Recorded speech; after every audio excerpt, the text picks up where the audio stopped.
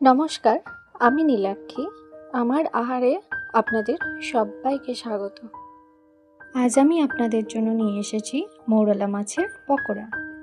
প্রথমেই পাত্রের মধ্যে 2 মিডিয়াম সাইজের পেঁয়াজ কেটে নিয়েছি, 3টে কুচানো কাঁচা লঙ্কা, 2 টেবিল চামচ বেসন, 2 টেবিল চামচ চালের গুঁড়ো, স্বাদ অনুযায়ী লবণ, হাফ চা চামচ হলুদ গুঁড়ো, হাফ চা চামচ জিরে গুঁড়ো আর খুব সামান্য একটু জোয়ান। একটু করে জল দিয়ে এটাকে ভালো করে মেখে নেব।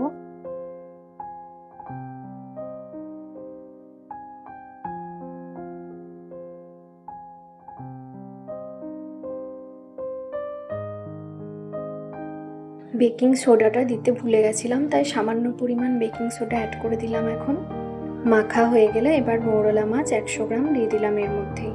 খুব আলতো করে মেখে নেব। এবার বেশি চেপে চেপে মাখলে কাটা ফুটে যাওয়ার সম্ভাবনা থাকবে হাতে।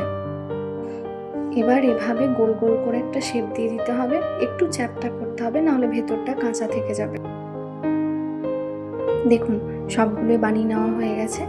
এবার এদিকে কড়াই বসিয়ে কড়াইয়ে 1.5 কাপ মতো সাদা তেল দিয়ে দেবো। তেল গরম হয়ে এলে এবার পকোড়াগুলো ডুবো তেলে ভাজতে দেব।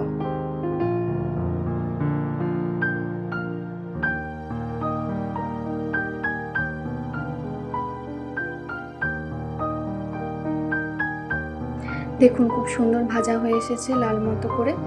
এবার এগুলো সব তুলে নেব। এভাবেই সবগুলো বানিয়ে নিলাম। এবার শুধু সার্ভ করার পালা।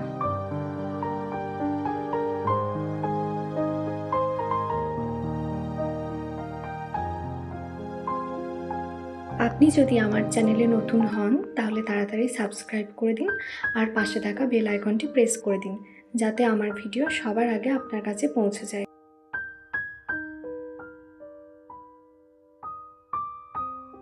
আর এই রেসিপিটা যদি আপনার ভালো লেগে থাকে তাহলে অবশ্যই একটা লাইক করে দিন।